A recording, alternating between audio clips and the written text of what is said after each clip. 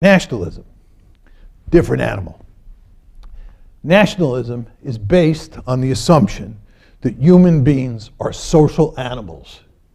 We are born and we are heavily socialized into tribes. We are not born in the state of nature. We are not individuals born and left alone in the woods. We are born into groups. We are very tribal. So you see, in terms of starting assumptions or bedrock assumptions, what underpins nationalism, what underpins liberalism, very, very different. And individualism takes a back seat to group loyalty. Right? Somebody around the world kills an American.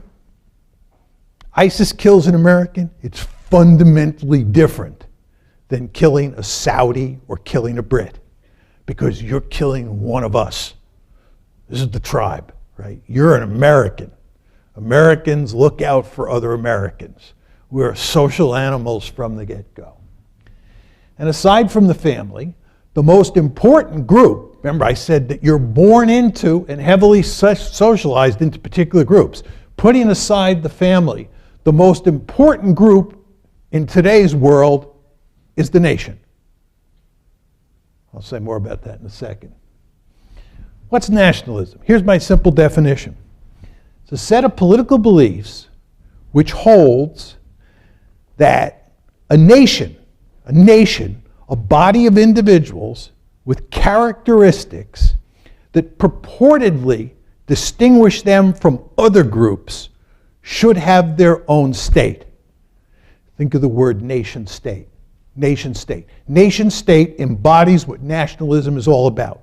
It says the world is divided up into these tribes called nations, and each one of them wants its own state. If you think about the world today, just look at a map of the world today. It is completely covered with nation states. Nothing but nation states. If you went back to 1450 and you looked at a map of Europe, there isn't even a single state on that map. Over time, with the growth of the state and then the growth of the nation state, you move to a world that is filled with nothing but nation states. Look at the Palestinians and the Israelis. The Jews who believed in Zionism. What is Zionism all about? It's all about having your own Jewish state. Theodor Herzl, who was the father of Zionism, his most famous book is called The Jewish State, Jewish Nation State. What do the Palestinians want? Two-state solution? Palestinians want their own state. Palestinians are a nation, they want their own state. The planet is filled with nations, many of which have their own state, almost all of which want their own state. Nation state. Right? That's what nationalism is all about. Take it a step further. Nations place enormous importance on sovereignty or self-determination, which is why they want their own state. The Palestinians don't want the Israelis deciding what their politics should look like. Palestinians want their own state. Jews want their own state. Germans want their own state. Americans want their own state because they believe in sovereignty. You saw this with Donald Trump. Remember, Donald Trump ran in the campaign on a platform that he referred to as America First. Just think about that. America first. America, particular nation, take care of us first.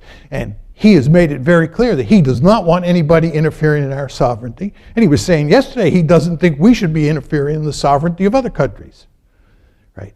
That's recognition of the power of nationalism. Right? So nations want their own state. And then once you get nation states, they place enormous importance on sovereignty or self-determination. Who are these Russians to be interfering in our elections? The United States is a sovereign country. No country like Russia, or any other country for that matter, has the right to interfere in our elections. It's the basic argument here. That's what nationalism is really all about. Okay, so you get a feel for the difference between liberalism and nationalism. Liberalism focuses on the individual, and therefore, because it emphasizes individual rights, which everybody has a universalistic dimension.